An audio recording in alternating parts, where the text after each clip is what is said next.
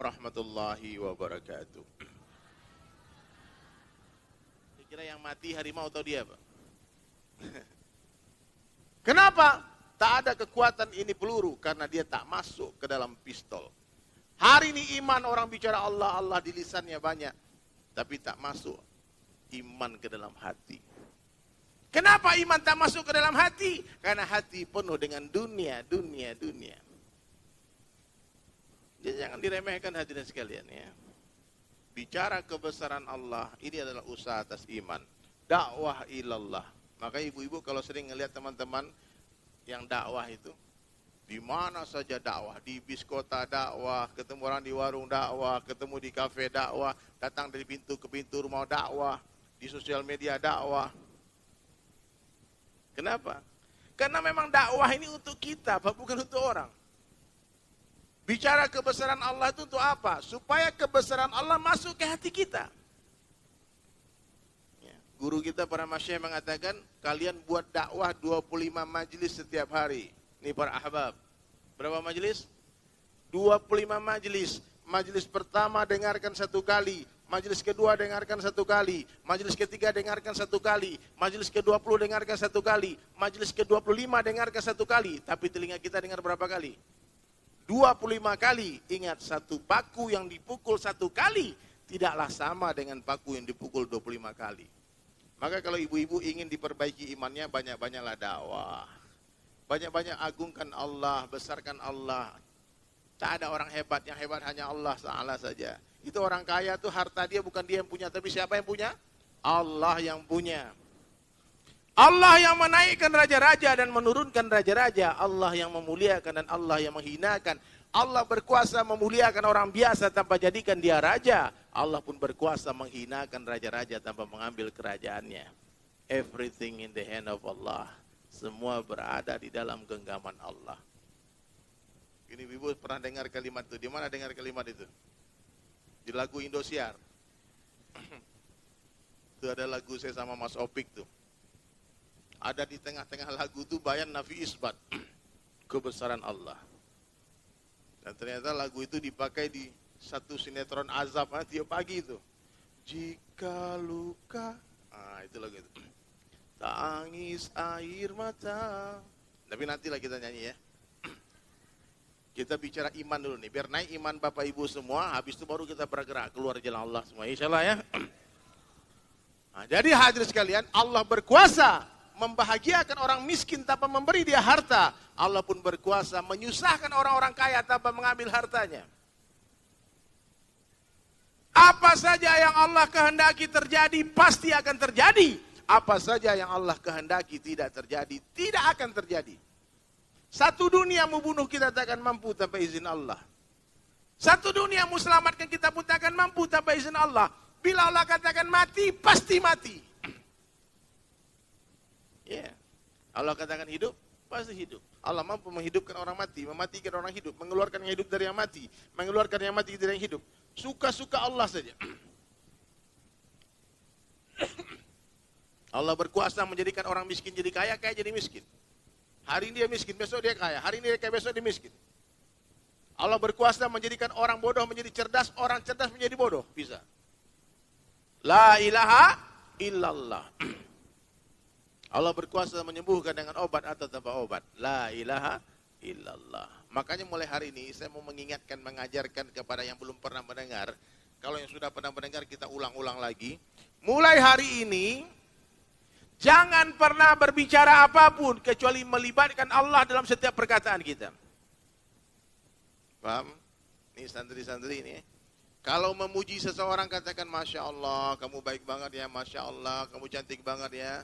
Masya Allah. Mulailah segala sesuatu dengan bismillah. Akhiri dengan alhamdulillah. Hilang barang, hilang seseorang katakan innalillahi wa inna ilaihi raji'un. Lihat perkara yang menakjubkan, subhanallah. Ya. Takut, la haula wala quwata illa billah. Allahu akbar. Kalau jumpa, katakan Allah jumpakan kita. Kalau berpisah, katakan Allah pisahkan kita. Kalau jauh, katakan Allah jauhkan kita. Kalau dekat, katakan Allah dekatkan kita. Tambah Allah di setiap kalimat. Kalau panas katakan Allah yang kasih panas. Kalau dingin katakan Allah yang kasih dingin. La ilaha illallah. Api tak bisa membakar tanpa izin Allah. Nabi Ibrahim alaihissalam dibakar di kobaran api. Dia menggigil kedinginan. La ilaha illallah. Kita tidak hidup namun dihidupkan oleh Allah. Kita tidak mati namun dimatikan oleh Allah. Kita tidak berjumpa namun dijumpakan oleh Allah. Kita tidak berjalan namun diperjalankan oleh Allah. Paham nggak Bu? Hah? Kalau paham saya mau tes nih, semua jamaah nih. Kita duduk atau tidak? Tak paham. Kita tidak duduk namun didudukkan oleh Allah. Kita hidup atau tidak? Masuk ilmu sudah. Itu aja, habis ini kita nyanyi lagi ya. Kalau udah masuk ini aman kita sampai mati insya Allah. Iman ini Pak, tidak akan pernah mau masuk ke dalam hati yang mana di hati itu ada dunia. Dunia di tangan, di hati jangan. Ayam tidak akan pernah mau masuk ke dalam kandang selagi masih ada musang di dalam kandang itu. Terus bagaimana supaya ayam mau masuk ke dalam kandang? Gimana caranya? Keluarkan musangnya. Bersihkan kandangnya, nanti ayam akan masuk dengan sendirinya. La ilaha illallah. Di dalam sumur yang ada bangkainya, sampai kapanpun itu air sumur akan najis, hadirin sekalian. Ada bangkai tikus dalam sumur, ada bangkai kucing, apalagi bangkai anjing, naudzubillah. Lalu ibu pikir bagaimana air sumur ini jadi jernih, jadi bagus lagi. Oh, telepon air tangki isi ulang, beli 1000 tangki, masukkan air ke dalam sumur. Selagi masih ada bangkai di dalam sumur tadi, itu air sumur tetap najis. Bagaimana caranya? Kuras habis air sumur itu, keluarkan bangkainya. Makanya Bapak Ibu tahu nggak kenapa teman-teman tablik pergi keluar jalan Allah? Dia hendak mengeluarkan dunia dari hatinya, mengeluarkan kotoran bangkai dari hatinya, supaya kebesaran Allah masuk ke dalam hati. Gak ada bisa cara lain. Kita harus berani meninggalkan segala-galanya karena Allah. Kita harus buktikan kepada Allah, ya Allah aku mencintai engkau, ya Allah dan Rasulmu melebihi segala-galanya. Dan untuk membuktikan cinta kepada Allah dan Rasulnya melebihi cinta kepada istri, kepada anak, kepada apa saja. Kepada dunia ini, tidak ada cara lain kecuali meninggalkan segala sesuatu karena Allah. Nanti kalau suami ibu pergi keluar Bu, dorong dia. Kasih tahu dia, bang, keluarkan aku dari hatimu, biarkan Allah ada di hatimu. Tidak boleh. Mencintai makhluk berlebih-lebihan itu nggak boleh. Allah itu maha cemburu. Nabi Ibrahim alaihissalam itu asbab terlalu mencintai istrinya Ibunda Hajar dan mencintai anaknya Ismail, Allah uji imannya. Wahai Ibrahim, kalau kau betul-betul mencintai aku, tinggalkan anak istrimu di sana. Di mana ditinggalkan? Di tempat yang tidak ada tanda-tanda kehidupan sama sekali. Dulu namanya Bakkah Al-Mubarak, sekarang namanya Makkah Al-Mukarramah. Tidak ada manusia di sana, tidak ada rumah di sana, tidak ada tanda-tanda kehidupan di sana, yang ada hanya tanda-tanda kematian.